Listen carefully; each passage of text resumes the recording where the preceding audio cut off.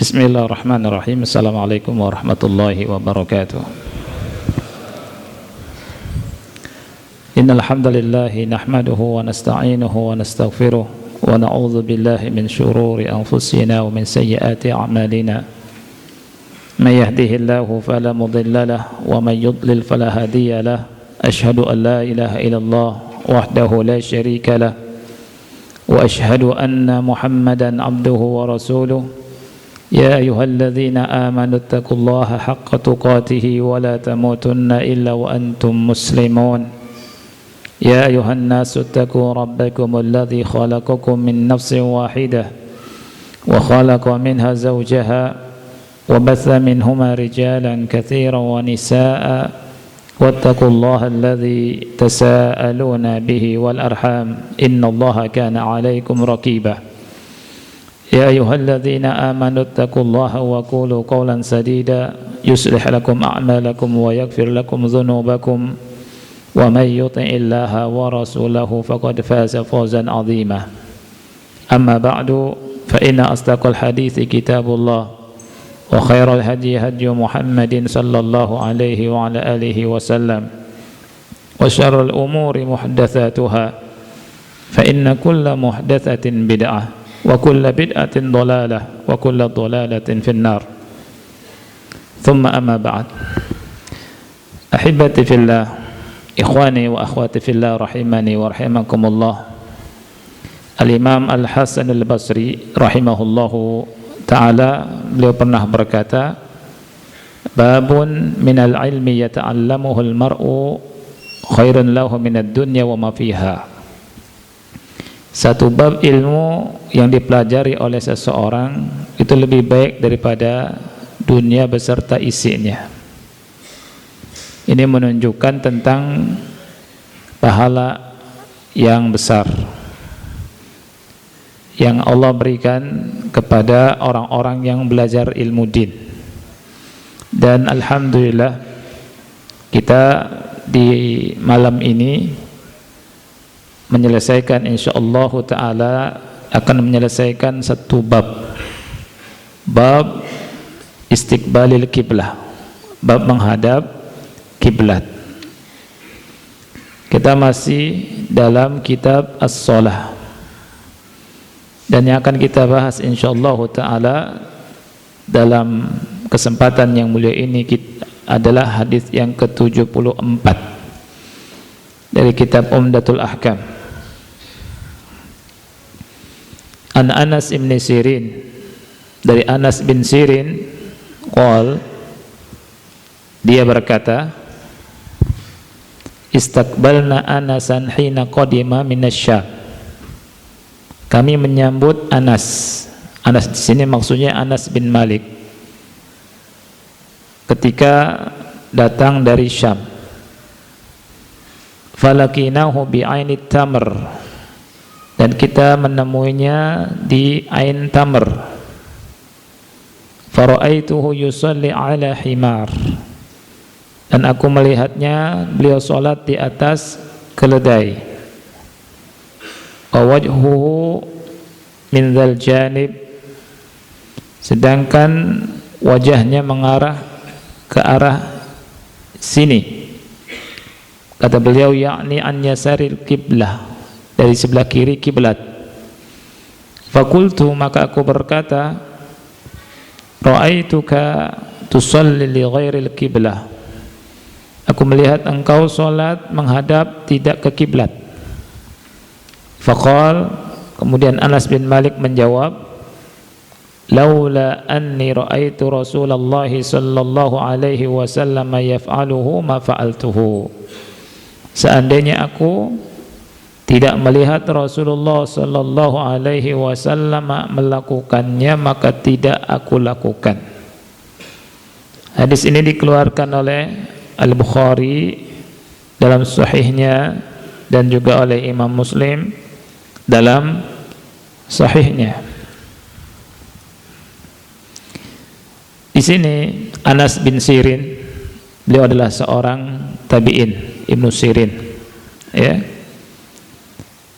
menceritakan bahwa beliau menyambut kedatangan Anas bin Malik ya dari Syam ke Irak ya. Dan Irak itu sebelah selatannya Syam. Dia berkata, aku melihat Anas bin Malik sholat di atas keledai, tapi tidak menghadap ke kiblat ya. Dan beliau bertanya, ra'aituka tusalli bi ghairi aw li ghairi al-qiblah. Aku melihat engkau sholat tidak menghadap ke kiblat. Dijawab oleh Anas bin Malik radhiyallahu an, laula anni ra'aitu Rasulullah sallallahu alaihi wasallam yaf'aluhu ma fa'altu. Sekiranya aku tidak melihat Rasulullah sallallahu alaihi wasallam melakukannya, maka aku tidak melakukannya ya. Ini menunjukkan kecerdasan Anas bin Malik dalam menjawab pertanyaan. Karena kalau misalkan dijawab, aku melihat engkau tidak sholat menghadap ke kiblat ya, dia menjawab iya, nanti ditanya apa dalilnya, datangkan dalil. Anas bin Malik meloncati itu langsung, dalilnya karena aku melihat Rasul sallallahu alaihi wasallam melakukannya, maka aku melakukannya ya.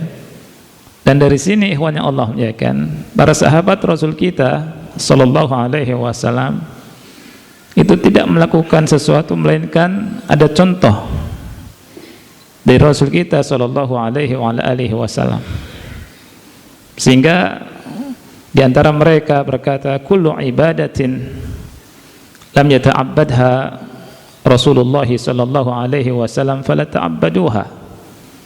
Seluruh ibadah yang tidak dicontoh oleh Rasulullah SAW, maka jangan kau lakukan. Ini kaidah. Semua ibadah yang tidak dicontoh oleh para sahabat Rasul kita sallallahu alaihi wasallam, jangan kau lakukan ya. Dan yang paling paham tentang sunnah Rasul kita sallallahu alaihi wasallam adalah mereka, para sahabat Rasul kita sallallahu alaihi wasallam. Kalau hadis banyak, makanya ketika ada masalah tentang surat Al-Fatihah itu, kita memulai membaca Al-Fatihah qabla pengajian, qabla nikah, ba'da doa, setelah pengajian, setelah doa. La syak ini tidak dicontoh oleh Rasul dan para sahabatnya. Dan ini masuk perkara yang baru. Adapun hadis-hadis yang berbicara tentang keutamaan surat Al-Fatihah sangat banyak sekali. Tidak diragukan lagi bahwa Al-Fatihah adalah surat yang paling agung, surat yang paling utama yang Allah Subhanahu wa taala turunkan kepada Nabi Muhammad sallallahu alaihi wasallam. Surat yang menjadi rukun salat. Yang Rasul kita sallallahu alaihi wasallam bersabda, la salata liman lam yaqra bi Fatihatil kitab. Tidak ada salat bagi orang yang tidak membaca surat Al-Fatihah. Ini sama seperti hadis Rasul kita sallallahu alaihi wasallam memahami hadis yang Rasul bersabda, majtama'a qaumun fi baitin min buyutillahi ta'ala yatluna kitaballah wa yatadarasunahu bainahum illa nazalat alaihimus sakinah wa ghashiyatuhumur rahmah wa hafathumul malaikatu wa dzakarahumullahu fi man indah. Tidaklah satu kaum berkumpul di sebuah masjid, mereka membaca Al-Quran, tadarus, mempelajari Al-Quran di antara mereka, melainkan akan turun ketenangan. Mereka diliputi dengan rahmat, dikelilingi oleh malaikat, disanjung-sanjung oleh Allah di depan para malaikat. Ini hadis tentang keutamaan bermajelis di masjid, ya, membahas Quran, tadarus, dan kita tidak tahu bagaimana caranya kecuali dengan melihat contoh dari Rasul kita Shallallahu Alaihi Wasallam dan para sahabat, ya. Makanya tidak boleh kita mengada-ada. Anas bin Sirin atau Ibnu Sirin mengatakan, kami menjemput Anas bin Malik di mana? Di Syam. Ya, ketika datang ke Syam, datang dari Syam, bukan datang ke Syam. Ya, datang dari negeri Syam di Irak. Ya, tayyib. Menjemput orang yang berilmu, menjemput orang yang memiliki keutamaan, kita jemput di sebuah tempat, ini salah satu kebiasaan kaum salaf, dan ini bukan bid'ah. Makanya nanti kita bahas di fawaidnya, di antara faidahnya, boleh kita menjemput guru kita, ya, atau menjemput siapa yang kita hormati di bandara misalkan, itu boleh, dan bukan bid'ah, karena ini kebiasaan kaum salaf.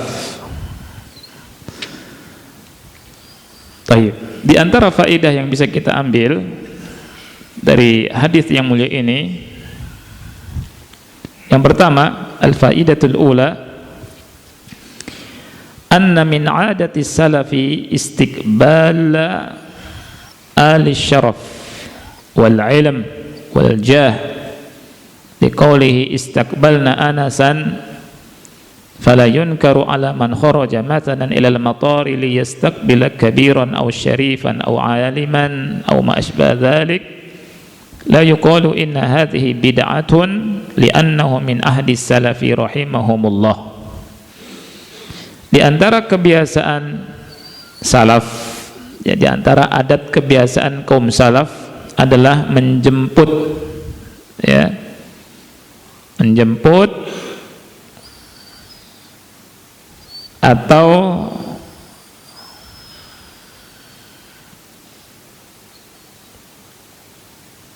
ya, menjemput, ya, menjemput orang yang memiliki keutamaan, kemuliaan, dan ilmu.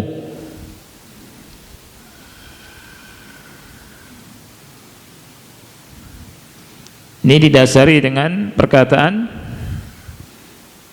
Ibnu Sirin, istaqbalna Anasan, ya, kami menjemput Anas, ya, dan tidak boleh diingkari kalau ada orang yang melakukan hal tersebut, ya, disebutkan oleh Syekh Ibnu Utsaimin rahimahullah, ketika ada seseorang jemput orang yang berilmu atau orang yang dianggap mulia di bandara, ya, dan itu dilakukan oleh orang tersebut, maka tidak boleh diingkari dan tidak boleh kita katakan bid'ah, karena ini termasuk kebiasaan kaum salaf rahimahumullahu ta'ala. Nah, jadi menyambut mereka boleh tidak? Boleh, ya. Menjemput mudir, menyambut atau menjemput orang yang berilmu, syekh, ya, atau sahabat, ya, atau siapapun, ini boleh, ya. Apalagi kalau menjemput guru kita, ini kebiasaan. Anas bin Malik datang jemput, banyak kelebihannya. Kelebihannya kita bisa mengambil contoh akhlak guru kita, di perjalanan kita bisa ngobrol, banyak manfaat, banyak yang bisa kita tanyakan, yang kita dapatkan jawabannya, yang kalau kita cari di kitab lama, ya, atau masalah-masalah yang sedang kita hadapi, baik masalah sendiri atau masalah jamaah atau masalah dakwah, dengan kita ngobrol dengan masyayikh, jemput di jalan satu mobil atau dengan guru kita, banyak sekali manfaat, banyak sekali manfaat, ya. Faedah yang kedua,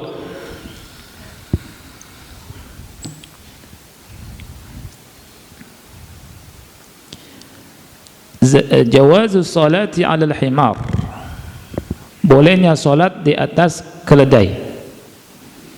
Berarti boleh juga salat di atas onta, ya, di atas kuda, di atas motor, di atas mobil, boleh tidak?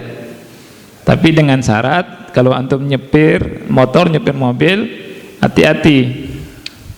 Kalau misalkan rame, kemudian antum tidak konsen nyupir, lebih baik jangan. Motor bahaya, ya. Oh iya, bisa nabrak, ya kan. Nah, tapi kalau disupiri, antum safar jauh ke Surabaya, salat mutlak, ya, salat sunnah, kesempatan. Subhanallah, ini sunnah jarang dilakukan. Jarang sekali kita lihat orang yang safar menggunakan waktunya untuk sholat. Padahal kesempatan sholat dan berdoa. Bukankah doa waktu safar itu diijabahi oleh Allah Subhanahu wa ta'ala, ya? Dan ketika kita munajat dalam sholat, ya, dalam sujud, walaupun dengan isyarat, atau ketika tasyahud akhir, itu kesempatan berdoa. Makanya di antara kefakihan seseorang adalah berdoa di waktu sholat, bukan cepat-cepat selesai sholat kemudian doa. Orang itu fakih karena sedang bermunajat sama Allah Subhanahu wa ta'ala. Abu Bakar Siddiq pernah bertanya ke Rasulullah SAW tentang doa setelah tasyahud akhir. Kemudian Rasulullah SAW ajarkan, Allahumma inni zalamtu nafsi zulman katsira wa la yaghfiru dzunuba illa anta, dan seterusnya. Ini dijelaskan sama ulama, di antaranya Syekh bin Baz rahimahullahu taala, kita boleh berdoa setelah ini dengan doa apa saja.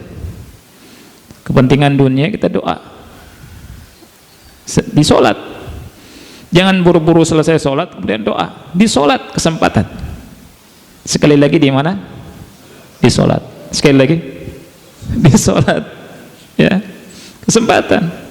Jangan buru-buru ingin selesai, asyik sholat, minta hajat kita, kebutuhan kita pada Allah Subhanahu wa ta'ala, dan kesempatan yang sangat luar biasa, ya, apalagi di sholat malam, sholat witir, minta doa kepada Allah Subhanahu wa ta'ala. Dan Allah suka, cinta kalau kita minta kepada Allah Subhanahu wa ta'ala. Sebelum salam minta dikasih rizki, minta dimudahkan urusan, minta agar anak tambah soleh, dijauhkan dari mara bahaya, dan seterusnya. Kesempatan untuk berdoa, apalagi lagi safar. Ini hendaknya kita tidak lupa, ya, apalagi safar kebaikan, safar ketika haji atau safar ketika umroh, ya, di pesawat kan berapa jam, 9 jam, lama, kesel orang nunggu kan, ya, pas lagi pada tidur, kesempatan tidur sepi, kesempatan sholat apa?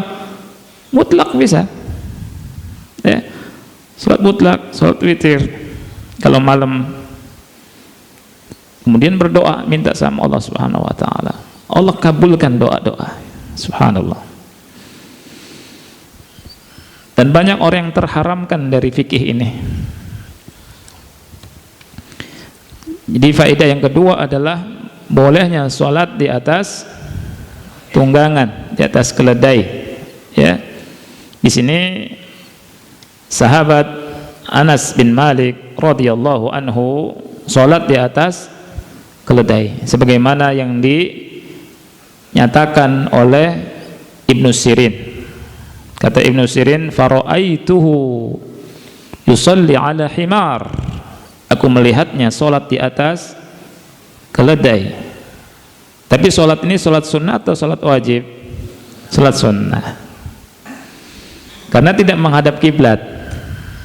Ya, seperti yang sudah Anda sampaikan, menghadap kiblat ini rukun sholat. Tidak sah sholat seseorang kalau tidak menghadap kiblat. Boleh tidak menghadap kiblat dalam 3 kondisi. Siapa yang masih ingat? Ayo. Atau lupa? Belum dihafalin, lupa, wajar. Yang tidak wajar itu yang enggak belajar lupa. Itu enggak wajar. Siapa? Tidak mampu atau sakit, ajiz. Yang kedua, takut, sahih. Yang ketiga, sahih, nafilah. Ajiz, khauf, salat nafilah. Ya, ini 3 kondisi boleh tidak menghadap ke kiblat. Kondisi yang ketiga, salat nafilah, salat sunnah. Lihat bagaimana sahabat mempraktekkan sunnah ini. Dan ini sunnah yang juga kita boleh praktekkan. Ketika kita disupiri, naik mobil, ada yang nyupir, atau naik bus, atau naik kereta, kita sholat. Dan ini kemudahan dalam Islam. Tidak harus menghadap kiblat ketika sholat sunnah. Ambil kemudahan ini, supaya kita selalu dekat dengan Allah Subhanahu wa ta'ala, supaya kita selalu ada ilaqah, hubungan dengan Allah Subhanahu wa ta'ala. Baik. Cabang dari faedah yang kedua ini adalah annal himara tahirun. Annal himara tahirun. Keledai itu suci.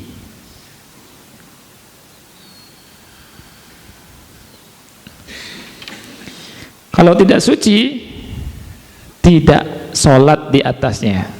Ini menunjukkan keledai itu suci. Nabi sholat, sahabat sholat di atas keledai. Ya. Karena tidak boleh seseorang sholat di tempat yang najis. Ya tidak? Apa dalilnya? Banyak dalilnya. Nggak boleh sholat di tempat yang najis. Di antara dalilnya hadis A'rabi. Seorang Arab Badui masuk masjid, di satu sudut kencing di situ. Ya tidak? Kencing. Para sahabat murka dan marah. Kemudian Rasul SAW melihat sahabat pada marah, Rasul bilang, da'uhu la tuzrimu, biarkan dia, jangan potong kencingnya. Ditunggu sampai menyelesaikan hajatnya. Subhanallah. Kemudian Rasul SAW meminta 1 ember air kepada sahabat untuk menyiram air seni A'rabi tadi, dan memanggil A'rabi tadi, sesungguhnya masjid ini tidak untuk dinajisi. Ya, majlis ini untuk sholat, untuk zikrullah, untuk baca Quran. Ya. Kemudian A'rabi berdoa, Allahumma arhamni wa Muhammadan wa la tarham ma'ana ahada. Ya Allah, rahmatilah aku dan Nabi Muhammad saja, jangan engkau rahmati selain kami berdua. Karena A'rabi tadi tahu sahabat pada marah. Ya. Nabi SAW ngajarkan kembali, karena ucapan ini salah, ucapan ini keliru. Kata Rasul, laqad hajarta wasi'a, kau telah membatasi sesuatu yang luas. Ya. Jadi boleh nggak kita membatasi sesuatu yang luas? Tidak boleh, ya. Dan ini harus diyakini sama kita. Rahmat Allah luas tidak? Luas. Kita harus berprinsip seperti prinsipnya Rasul, bermanhaj seperti manhajnya Rasul. Jangan berpikiran seperti Arabi yang tadi belum dikasih tahu sama Rasul. Arabi tadi menyangka rahmat itu bisa disempitkan atau sempit, ya. Tapi Rasul menghabarkan, kasih informasi pada kita, rahmat Allah itu sangat luas. Maka prakteknya kita praktekkan juga. Ilmu salah satu rahmat.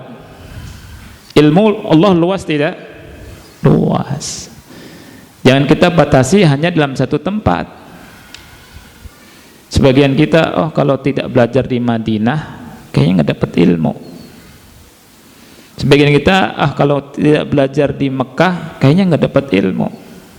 Subhanallah, ini pembatasan rahmat. Ilmu itu luas, ya.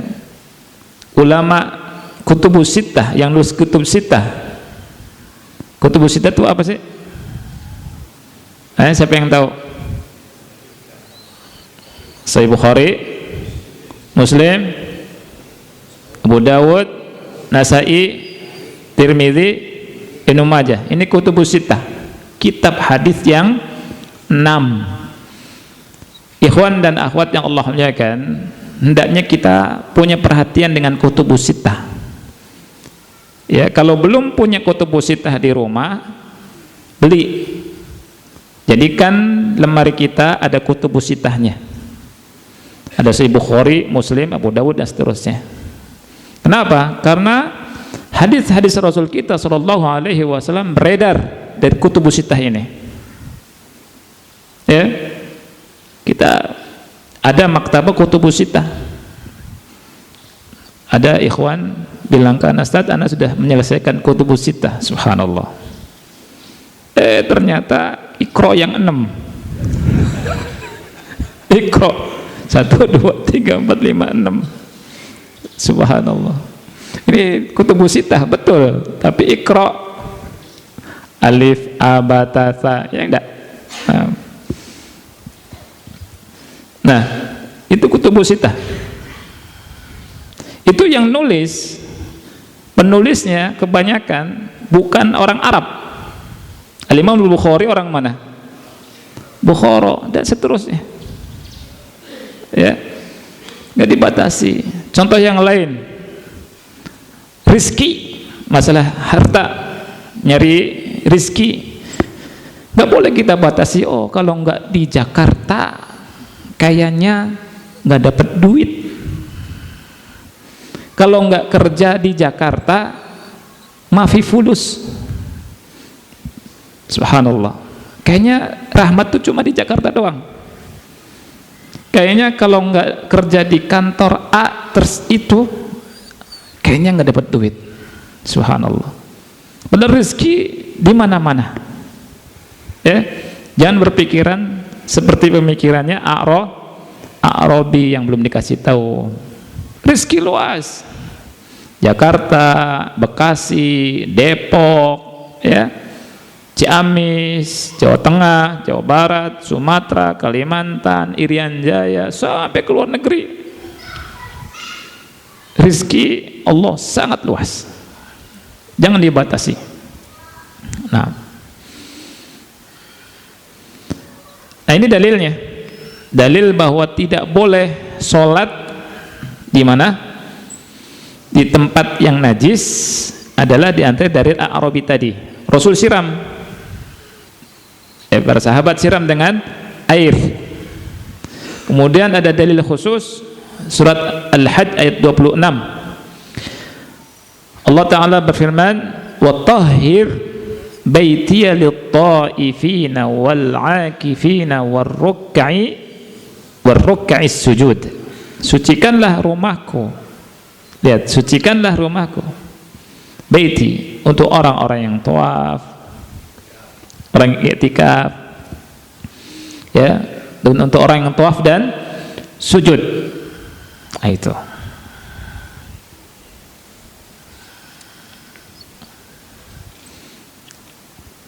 Jadi keledai ini kata Syekh Utsaimin, al-himar tahir lakinna baulahu wa rawthahu najisan. Tetapi baulnya, baul itu apa? Air kencingnya dan rawthnya, kotorannya najis. Karena termasuk hewan yang tidak boleh dimakan. Kaidahnya kata Syekh Utsaimin, anna kullama haruma akluhu fa bauluhu wa rawthuhu najisun. Semua hewan yang dilarang, haram ya dimakan, maka kotorannya najis. Ya, kotorannya najis.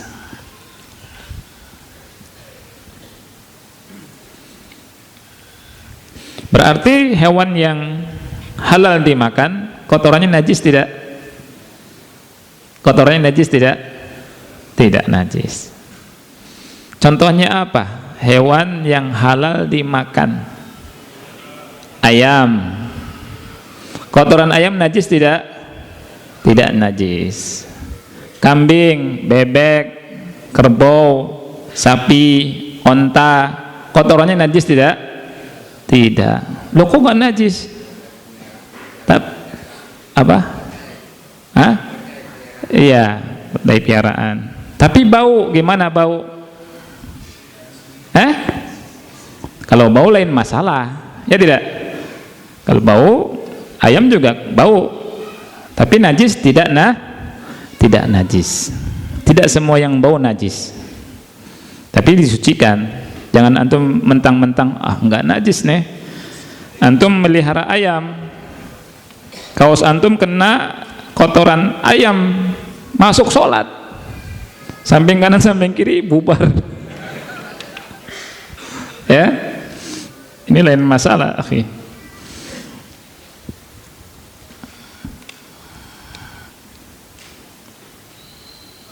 Kalau kotoran kucing ada gimana kaidahnya? Ada beda pendapatnya antara ulama. Tapi ana cenderung pendapatnya Syekh Utsaimin rahimahullahu taala. Iya, kucing kotorannya najis karena termasuk hewan yang dagingnya haram dimakan. Maka kencing kucing dan kotoran kucing itu najis. Faedah yang ketiga, al-faidatu ats-tsalitsah, hirsus salafi 'alal ilm. Hirsus salafi 'alal ilm. Jadi kaum salaf ini sangat perhatian, semangat untuk nuntut ilmu.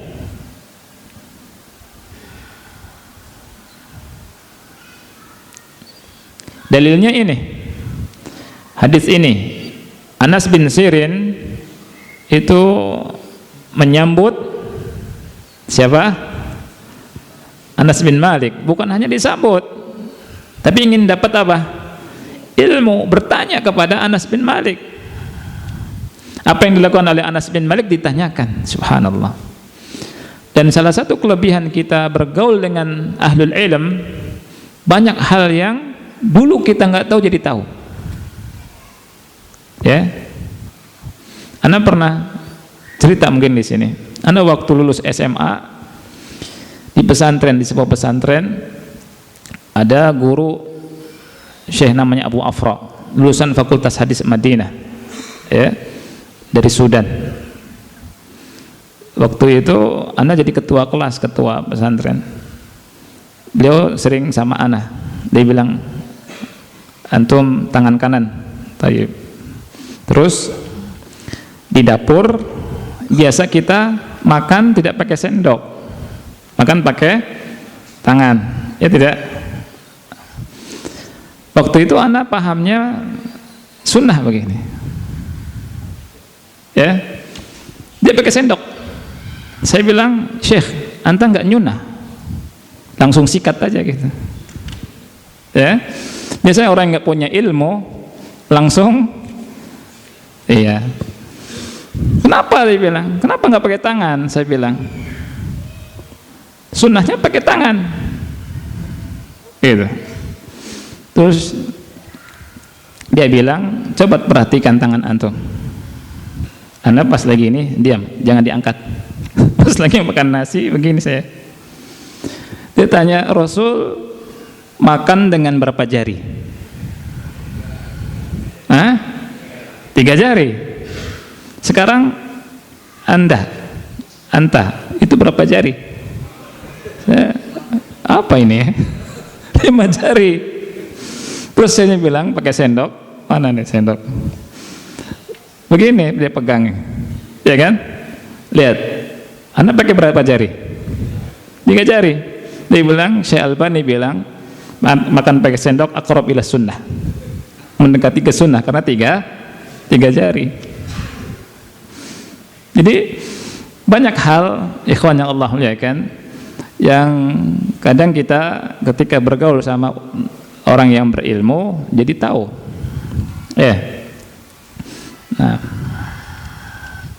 di sini Anas bin Sirin nanya ke siapa? Anas bin Malik, ra'aituka tusalli li ghairil qiblah. Aku lihat engkau sholat tidak menghadap kiblat. Ini bukan pengingkaran, bukan protes, bukan. Tapi Ibnu Sirin ingin tahu kenapa sholat tidak menghadap kiblat. Oleh karena itu boleh kalau kita melihat sesuatu yang dilakukan oleh guru kita atau orang alim, ya, yang tidak sesuai dengan apa yang kita ketahui. Ada 2 faedah. Kalau kita tanya, jangan diam saja.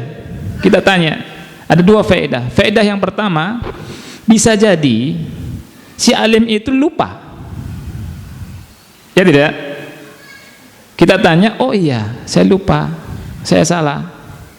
Ini bisa jadi manusia biasa. Ya. Faedah yang kedua, si alim itu memiliki ilmu yang belum kita tahu, sehingga ketika kita tanya, oh ini ada sunnahnya dari Rasulullah Sallallahu Alaihi Wasallam. Iya.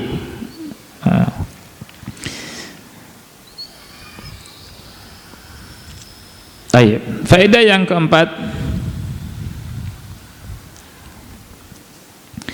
al-istidlalu bi af'alir rasuli alaihi salatu wassalam, berdalil dengan perbuatan Rasul sallallahu alaihi wa ala alihi wasallam. Jadi boleh berdalil tapi dengan fiilnya Rasul, dengan perbuatan Rasulullah sallallahu alaihi wa ala alihi wasallam, sebagaimana yang dilakukan oleh Anas bin Malik. Ya. Jadi ketika ditanya, aku melihat engkau sholat tidak menghadap kiblat, Anas bin Malik bilang, seandainya aku tidak melihat Rasulullah sallallahu alaihi wasallam melakukannya, aku tidak melakukannya. Nanti di kitab haji pas membahas tentang mencium Hajar Aswad, itu ada hadis Umar bin Khattab. Umar bin Khattab bilang ke Hajar Aswad apa? Wallahi inni la'alamu annaka hajar, engkau hanya sekedar batu. Walaula anni ra'aitun nabiyya sallallahu alaihi wasallam yuqabbiluk ma qabbaltuk. Seandainya aku tidak melihat Nabi Muhammad sallallahu alaihi wasallam menciummu, aku tidak menciummu. Ya, ini ada di kitab haji. Kitab haji ada hadis ini. Hadis tentang hukum mencium Hajar Aswad. Subhanallah, disebut Hajar Aswad boleh. Ada orang nggak boleh kita nyebut Hajar Aswad, ini nggak benar. Yang bilang Hajar Aswad Rasul dan para sahabat.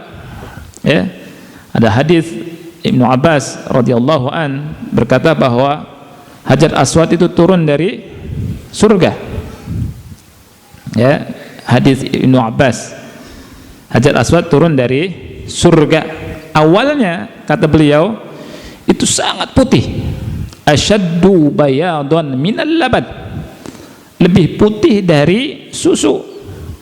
Fasawadathu khotoya bani Adam, Menjadi hitam karena dihitamkan oleh pengaruh dosa-dosa anak cucu Adam. Ini menunjukkan, ikhwan yang Allah muliakan, bahwa dosa itu berpengaruh. Dosa itu berpengaruh kepada diri sendiri, berpengaruh kepada pikiran, berpengaruh kepada kekuatan badan, ya, berpengaruh kepada sekitar, berpengaruh pada istri, berpengaruh pada anak, berpengaruh pada hewan milik kita, berpengaruh dengan rumah. Ini berpengaruh. Rumah yang ada maksiatnya, rumahnya gersang, sempit, ya. Tapi kalau rumah itu dibaca Quran, lapang, nyaman. Makanya Rasulullah SAW itu memberikan wasiat pada kita untuk baca Al-Baqarah di mana? Di rumah. Dan jadikan sholat sunnah kita sebagiannya di mana? Di rumah. Karena berkah ibadah di rumah mendatangkan kesejukan.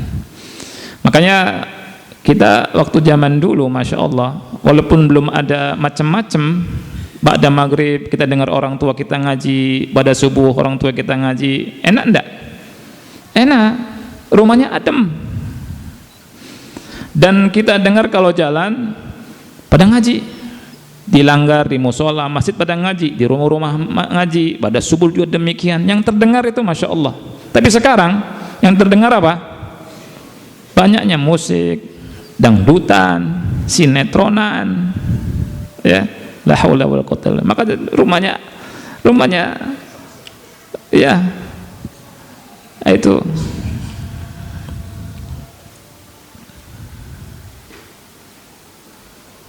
Jadi boleh mengambil dalil atau mengambil dalil dengan perbuatan Rasulullah sallallahu alaihi wa ala alihi wasallam, ya. Azan dulu ya. Sudah masuk Isya ya. Sudah masuk Isya. Insyaallah kita lanjutkan setelah sholat Isya. Ada beberapa faedah yang sangat bagus sekali. Bismillahirrahmanirrahim. Alhamdulillah wassalatu wassalamu ala Rasulillah wa ala alihi wa ashabihi wa man wala wa la hawla wa la quwwata illa billah, amma ba'd. Ahibati fillah, ikhwani wa akhwati fillah, rahimani wa rahimakumullah. Alhamdulillah kita sudah membaca hadis yang terakhir dari bab istiqbalil kiblah dari kitab As-Shalah, dari hadis Ibnu Sirin yang menyambut Anas bin Malik radhiyallahu anhu dari Syam. Banyak faedahnya, di antara yang sudah kita bacakan, ya. Di antaranya juga adalah semangat sahabat dalam mengikuti sunnah Rasulullah sallallahu alaihi wasallam, ya. Seperti Anas bin Malik itu, beliau sangat semangat untuk mengikuti Rasul sallallahu alaihi wasallam, berittiba dan mempraktekkan sunnah. Dari salah satu sunnahnya Rasul kita sallallahu alaihi wa ala alihi wasallam. Juga di antara faedah yang disebutkan oleh ulama adalah apabila kita ditanya dengan sesuatu, ya, atau dalam kondisi dialog atau berdebat, kalau kita bisa menjawab dengan sesuatu yang bisa mematahkan hujah lawan dan kita bisa lakukan, ya. Dan itu kelebihan yang dimiliki oleh sedikit orang tentunya. Orang yang pintar dan cerdas, tidak semua orang yang pintar bisa melakukannya, ya. Tapi sebagian hamba Allah dan para nabi diberikan itu, ya. Seperti Nabi Ibrahim alaihi salatu wassalam, ketika berdebat dengan seorang yang menentang Allah, ya, Raja Namrud, ya, atau seorang raja penguasa. Ketika Nabi Ibrahim mengatakan Rabbiyalladzi yuhyi wa yumit, Allah kan bilang dalam Al-Quran, alam tara ilal ladzi haja Ibrahim fi rabbih an atahu Allahul mulk. Tidakkah kau perhatikan orang yang mendebat Ibrahim tentang Rabbnya? Orang itu dikasih kerajaan oleh Allah. Ya, ketika Nabi Ibrahim berkata Rabbiyalladzi yuhyi wa yumit, Rabbku adalah yang bisa menghidupkan dan mematikan. Kemudian dia berkata, ana juga bisa menghidupkan, bisa mematikan. Nabi Ibrahim tidak terbawa dengan itu, tidak mengatakan kalau kamu sih enggak, kamu sih cuma bawa gitu kan. Nabi Ibrahim langsung mematahkan hujah itu. Nabi Ibrahim langsung bilang, Allah Subhanahu wa ta'ala menerbitkan matahari dari sebelah timur, fa'ti biha minal maghrib, silakan terbitkan dari sebelah barat.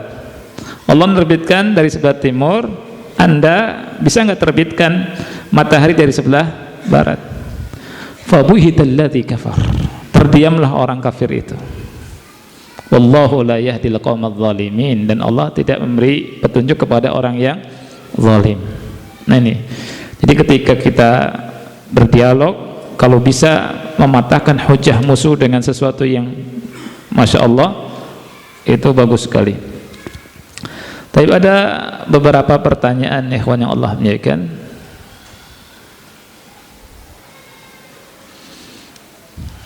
Yang pertama, Assalamualaikum Ustadz. Waalaikumsalam. Mohon dikoreksi. Yang ini dulu ya. Berkaitan dengan najis atau suci hewan, apakah ada dalil yang berkaitan bahwa memakan daging onta atau susunya adalah membatalkan wudhu? Nah, iya, tadi Anda bicara tentang onta ya. Onta kotorannya tidak najis. Karena apa? Karena dagingnya halal dimakan. Ya, setiap hewan yang dagingnya halal dimakan, kotorannya tidak najis. Tapi kotor ya kotor, bau ya bau, lain masalah. Tapi najisnya tidak najis. Ya. Kalau kotoran anjing najis tidak? Kenapa? Iya, bahkan najisnya najis mughalladah.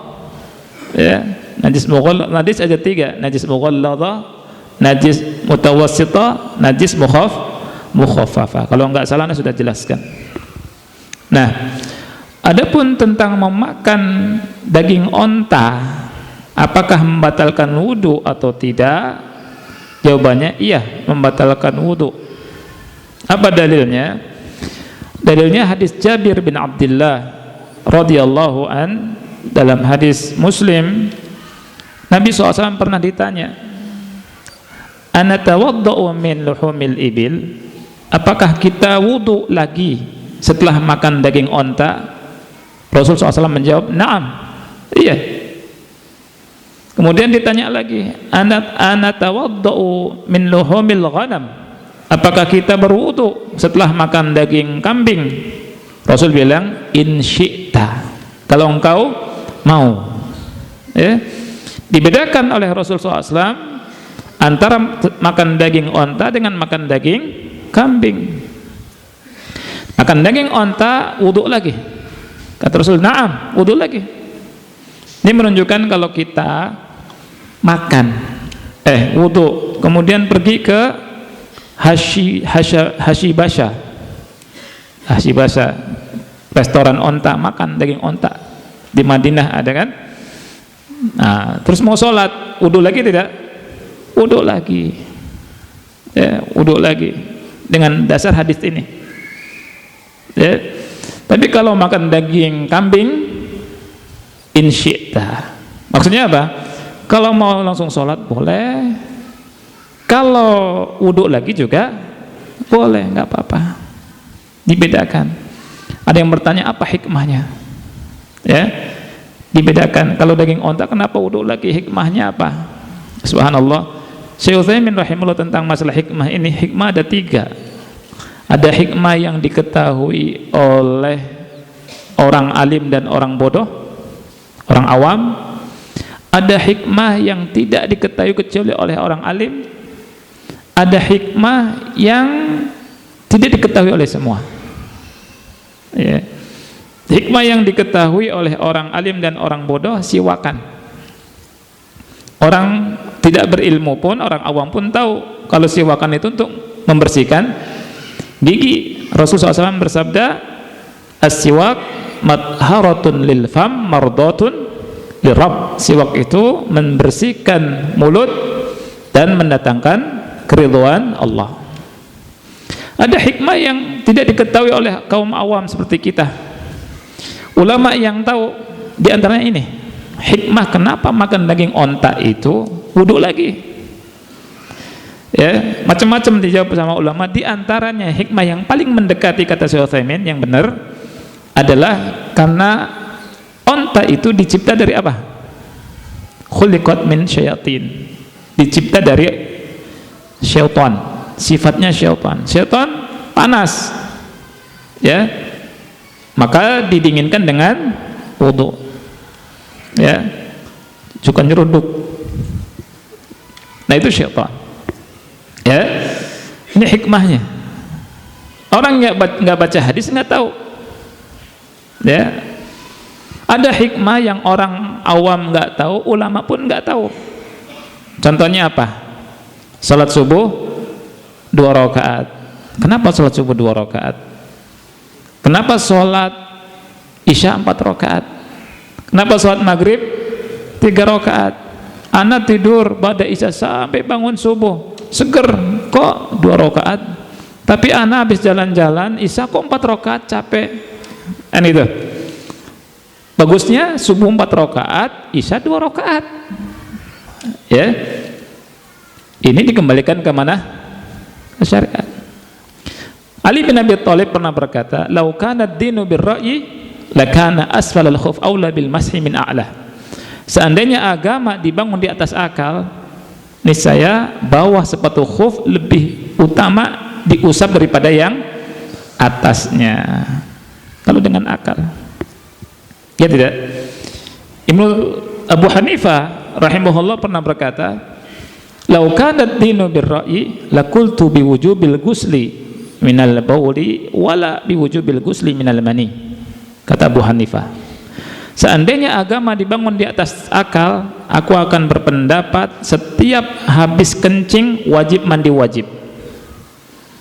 Kalau keluar air mani tidak mandi wajib. Jadi ketika ditanya kenapa? Karena air mani suci. Ada khilaf, nah, tapi suci. Ada perbedaan pendapat antara ulama, ada yang mengatakan najis dan tidak, tapi pendapat yang kuat suci. Air kencing tidak ada khilaf. Sepakat ulama mengatakan najis, besar, berat, ya kan? Nah, mestinya yang najis mandi, yang suci tidak mandi. Subhanallah, ini pun salah satu rahmat Allah. Kenapa kalau keluar air mani mandi, keluar kencing nggak mandi? Coba bayangkan, kalau setiap buang air kencing mandi, masuk rumah sakit antum. Habis subuh, qabla subuh mandi, ba'da subuh mandi, waktu duha mandi, mau zuhur mandi, ya kan? Apalagi yang beser. Waduh, repot ini. Kedinginan nggak jelas. Ya tidak. Ini rahmat Allah Subhanahu wa taala. Ayo kembali ke onta, karena ada hadis Rasul kita sallallahu alaihi wa ala alihi wasallam. Iya.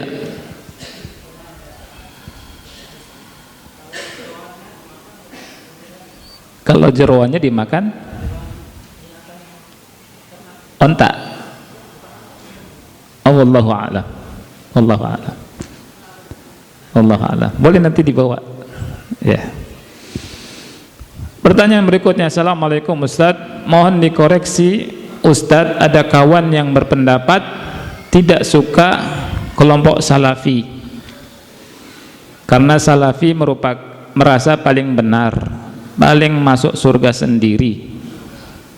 Tetapi kawan saya ini hanya berpegang pada Al-Quran dan hadis, tidak usah salaf, yang penting Quran hadis. Wassalamualaikum. Nah,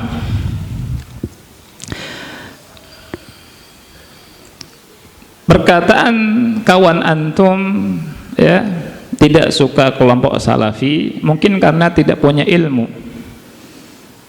tidak ngerti tentang manhaj salaf ya.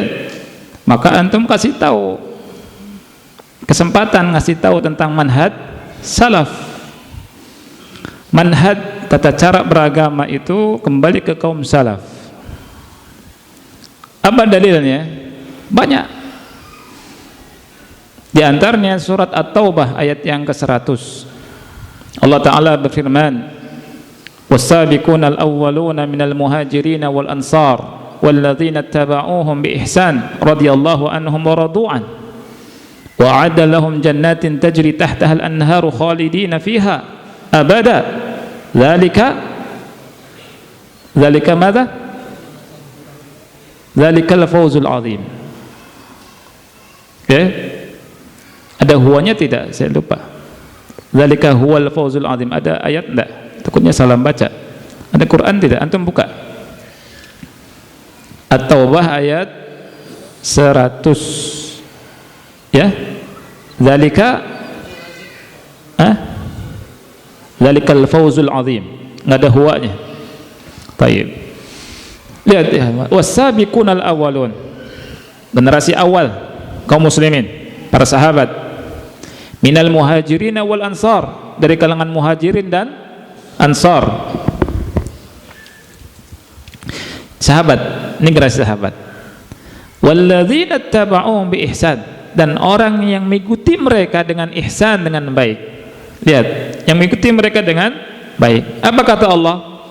Radhiyallahu anhum wa radu'an. Allah ridha kepada mereka dan mereka ridha pada Allah. Ini keutamaannya. Plus Allah katakan wa a'adda lahum jannatin tajri tahtaha al-anharu khalidina fiha abada. Dan Allah siapkan untuk mereka surga yang mengalir di bawahnya sungai-sungai. Mereka kekal selama-lamanya di dalamnya, dan kekal selama-lamanya di dalamnya. Dzalikal fawzul 'adzim. Itu merupakan kemenangan yang besar. Allah sebutkan generasi sahabat dan orang-orang yang mengikuti mereka. Artinya yang mengikuti generasi sahabat adalah orang-orang yang dijanjikan ridha Allah dan mendapatkan surga. Kita ingin surga tidak? Ingin. Allah yang janjikan. Kita ingin dapat ridha Allah tidak? Ingin. Di antara caranya ittiba, mengikuti manhaj salaf. Manhaj salaf itu apa sih? Manhajnya sahabat. Dalil yang lain, surat An-Nisa ayat 115. Allah berfirman, "Wa may yushaqiqir rasul min ba'di ma tabayyana lahul huda wa yattabi' ghayra sabilil mu'minin nuwallihi ma tawalla wa nuslihi jahannam wa sa'at masira."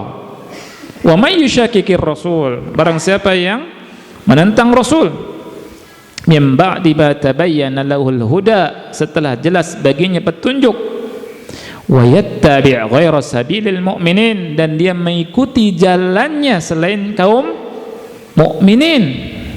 Saya tanya, siapa sabil mukminin di situ? Sahabat.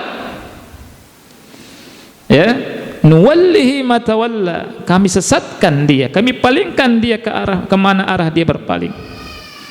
Wa nuslihi jahannam, dan kami masukkan dia ke neraka jahannam, wa sa'at masira. Dalil yang lain, Allah berfirman, fa in amanu bimithli ma amantum bihi faqad ihtadaw. Kalau mereka beriman seperti imannya kalian, faqad ihtadaw, maka mereka mendapatkan hidayah, petunjuk. Iman kalian di sini siapa? Sahabat. Oleh karena itu kita beriman harus seperti imannya para sahabat, beribadah seperti ibadahnya para sahabat, bermanhaj seperti manhajnya para sahabat. Dan Rasul kita sallallahu alaihi wasallam bersabda, khairul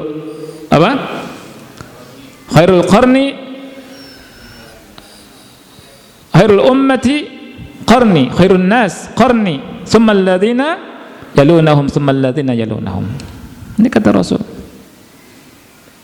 Sebaik-baik manusia adalah kurunku, kemudian setelahnya, kemudian setelahnya. Imam Malik rahimahullah berkata apa? Lan yasluha akhiru hadhil ummah illa bima saluha bihi awwaluha. Tidak akan baik generasi akhir umat ini kecuali mengikuti apa yang telah baik dari generasi awalnya. Ini kata Imam Malik rahimahullah.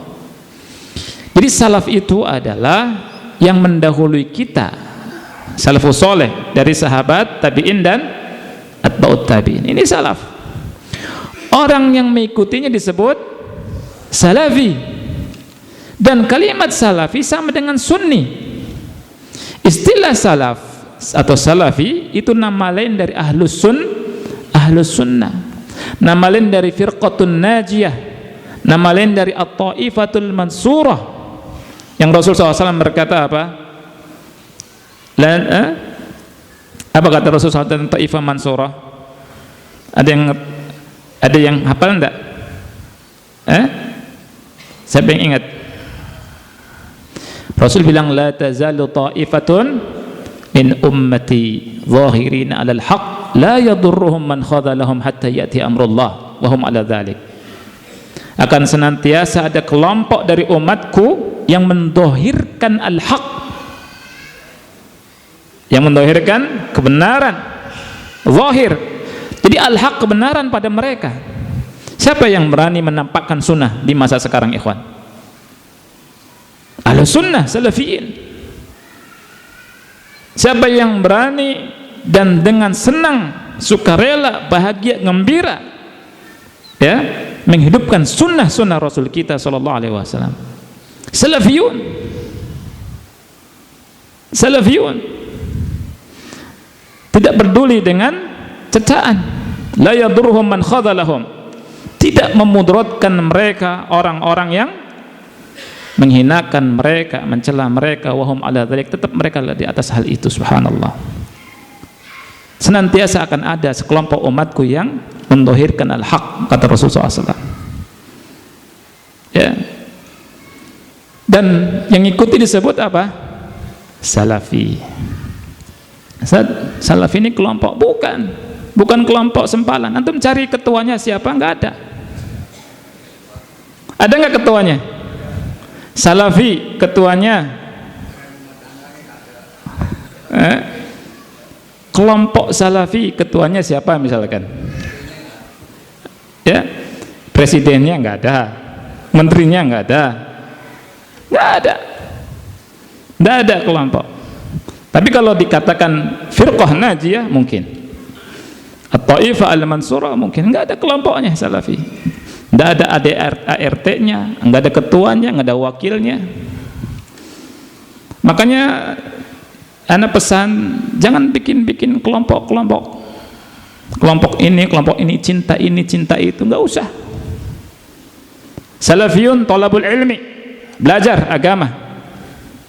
Talabul ilmi, belajar. Tugas kita belajar. Tugas kita nuntut ilmu. Jangan kesana kemari. Jangan bikin kelompok-kelompok, kemudian latihan ini, latihan itu, latihan bela diri, latihan ini dan seterusnya. Akhirnya apa? Dimanfaatkan oleh sebagian orang yang tidak bertanggung jawab. Nggak ada. Antum cukup serahkan ke pemerintah. Kalau ada masalah besar, masalah apa, serahkan ke siapa?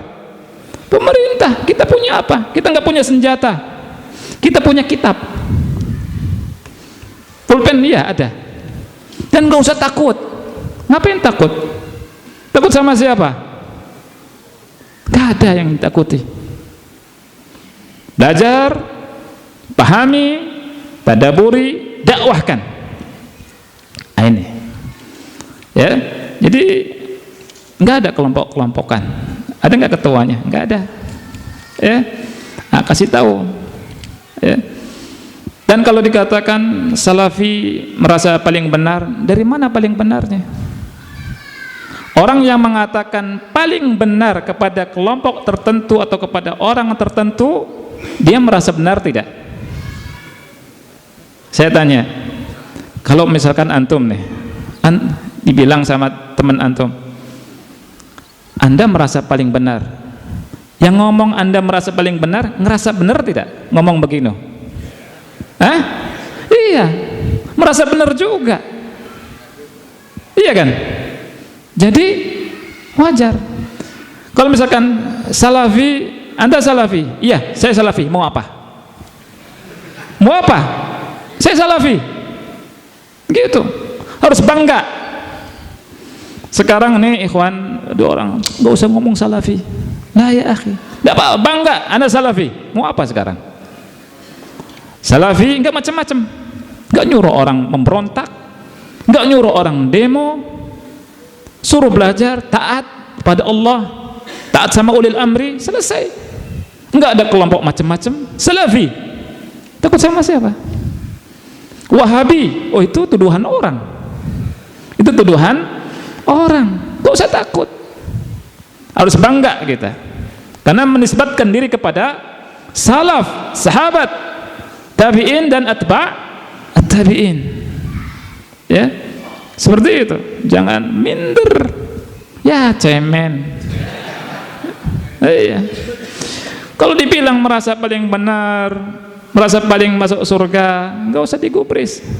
Angin dah berlalu seperti hembusan angin saja. Ya. Allahu a'lam bishawab. Sudah malam. Ya. Gimana akhi? Waalaikumsalam warahmatullahi wabarakatuh.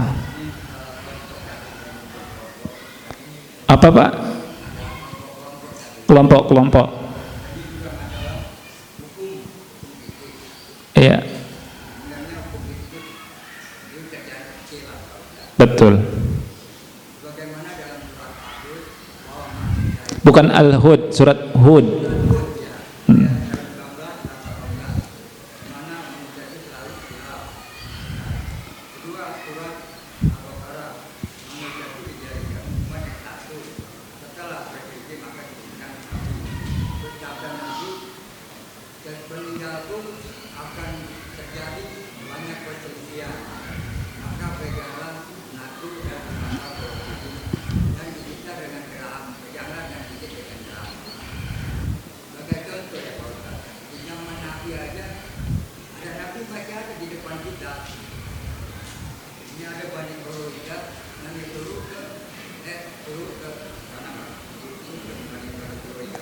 Iya.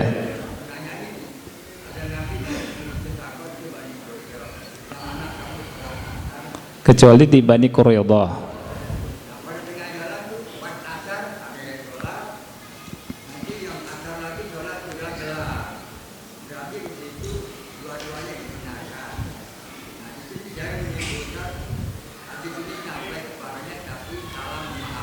Iya.